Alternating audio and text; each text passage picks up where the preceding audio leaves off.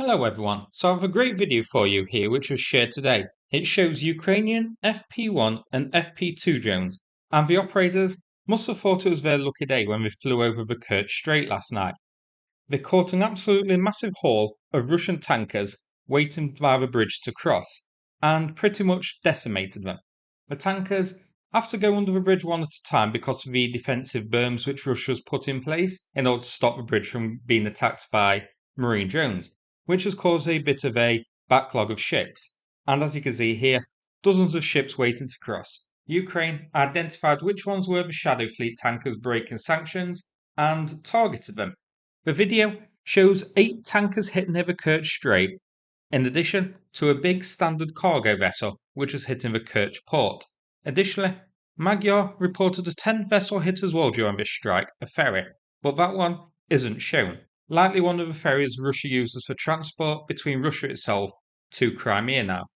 There were 3 of them which Russia purchased from Greece, 2 of them damaged by FP-1 and FP-2 drones. Presumably, this is the 3rd, which was hit here, but we haven't seen the video. So, this is a great strike. Many of the tankers hit are seen burning heavily by follow-up drones afterwards, and some shown leaking oil. It's very impressive footage. Now, I don't think the tankers got promoted to submarines as such, but they were hit and were badly damaged. And we've seen photos in the past from FP-1 strike drones on the superstructure of ships, and it causes a lot of damage.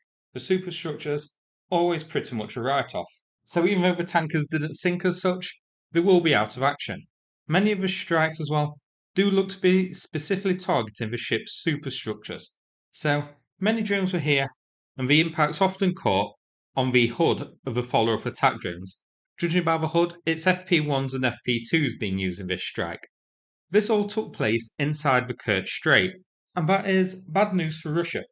This area is one of the most heavily defended areas because of the Kerch Bridge, which is a major target, and Ukraine was just hitting the tankers in the strait at will, with seemingly zero attempt by Russia to intercept them, both from the static SAM systems defending the bridge, which has Pantsers and S-300 batches nearby, but also from the Black Sea Fleet.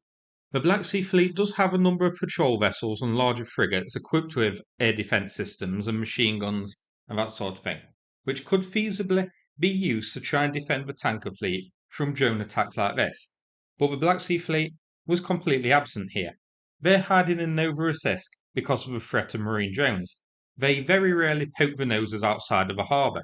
The last time they did, a Grachnok-class patrol ship and a Grogol-class patrol ship were sunk by marine drones, which is why they tend to hide inside now rather than go on patrol. So this is beyond embarrassing and an excellent night's work by Ukraine. I believe this might be Ukraine's most successful strike on Russian shipping in terms of sheer numbers to date. 8 tankers in one night and a ferry and the cargo ship. And this is going to perhaps force Russia to do something. Either they're going to have to start risking some of their naval ships leaving Novorossiysk in order to try and provide protection for the tankers here, or they're going to have to divert even more air defences to the Kerch Bridge, opening the door and clearing the way for Ukrainian strikes elsewhere.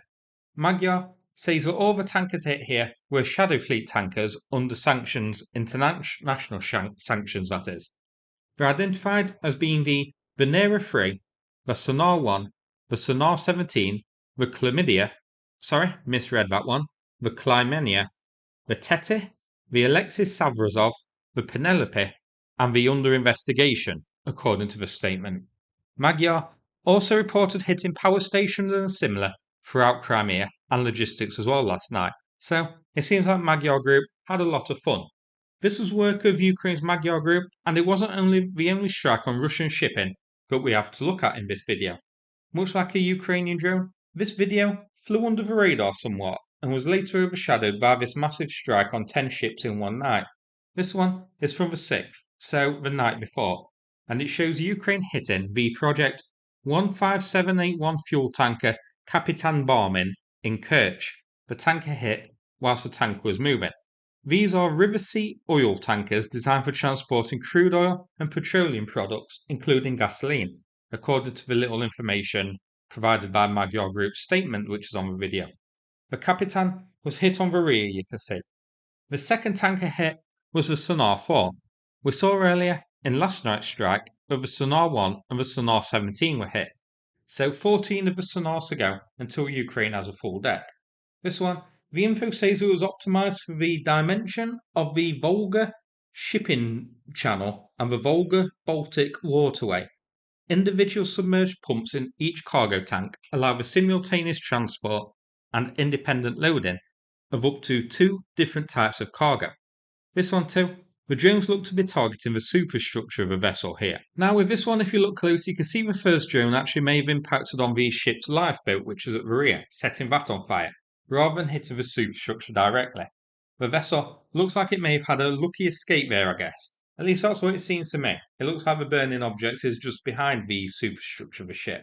You can see the fire coming from the area of the lifeboat as the second drone dives into strike. Now, the first 8 vessels we looked at, the sanctioned tankers, were waiting to head through the Kerch bridge to mainland Russia. These 2, though, were heading to Crimea. These were intended to bring fuel to Crimea, which has seen severe shortages at the moment. So, I think that one makes this one an even better strike. As a Brucey bonus, in this compilation here, we also see strikes on other targets, and I figure I might as well take a look at those as well. So, also in this clip, we see a FP-2 drone, firstly attacking the Kerch oil depot. Now something is already burning here, one of the other oil tanks. So this is actually the second drone to hit this, but for some reason it's not included on the footage. Then a third drone arrives. This one looks to dive in to hit the second oil tank once more, so that was double tapped. And also a third drone arrives for what's reported to be damage assessment.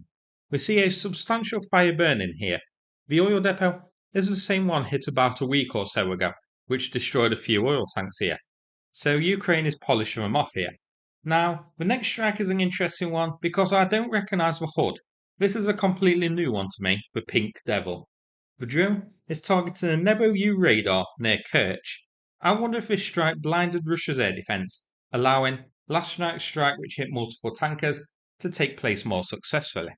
The Nebo gets hit on the spinning radar dish, which seems the most vulnerable and difficult bit to replace, and the easiest bit to cause damage. These are air detection radars, not officially part of the S300 or S400, but they can be integrated into them, so they are very important targets. We see the X-Wing drone. By the way, these aren't the official names, these are unknown types, but I'm rather partial to the X-Wing drone myself. I like the little HUD display that it has. This one you can see is targeting an S400 launcher in Lazivka, Crimea. I'll have a look at where that is later so we can see whether this was part of the Kerch Bridge's air defence systems. The S400 is in a dug-in rearmament at the time and is hit on the front. Hopefully, the X-Wing drones pack a big enough punch to destroy it. Next up, another S400 launcher. This time is in Bryansk, not Crimea. This is hit by a mid-range strike drone of some sort. I'm not sure if the red targeting box was added afterwards, or it's some sort of AI-assisted targeting here. The launcher is erect and ready for action. Putin needs a blue pill to reach that scenario. It's hit directly on the launch tubes, and given the explosion, I guess it isn't erect anymore and will need a blue pill of its own. So, a good strike this one, with a nice ammo cook-off as well, as a bit of a bonus for you. The S-400 are one of Russia's most modern SAM systems, so a really good target for Ukraine. I wouldn't go so far to say they're good SAM systems, but they are modern.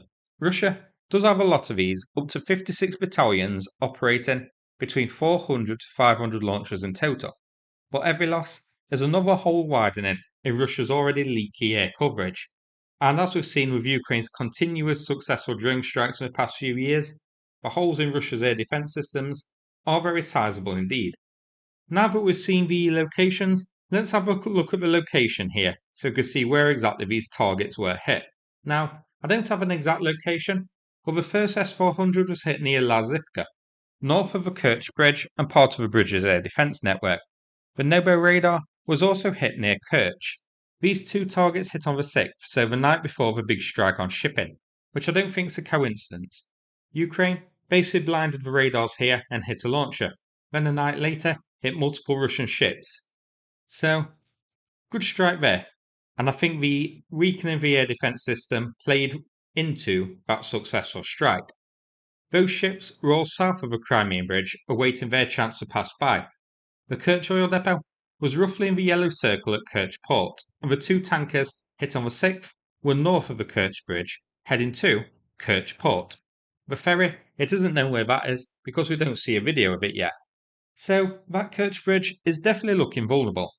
Ukraine seems to be testing the defences here a lot, and the past few weeks we've successfully hit the Kerch oil depot, which is a stone's throw away from the bridge, twice.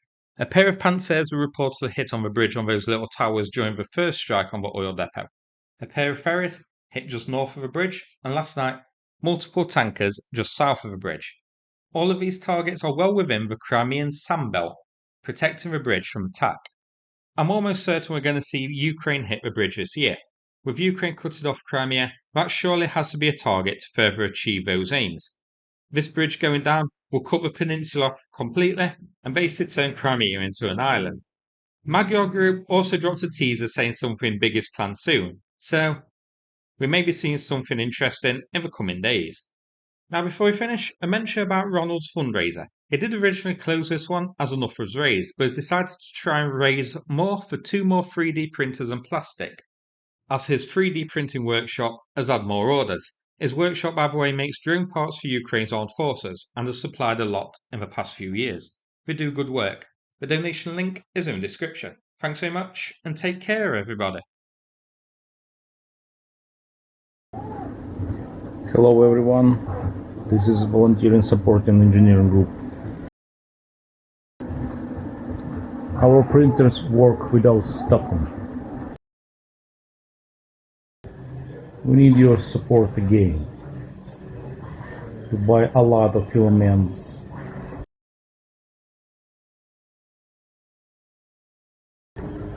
Please help us drive out invaders.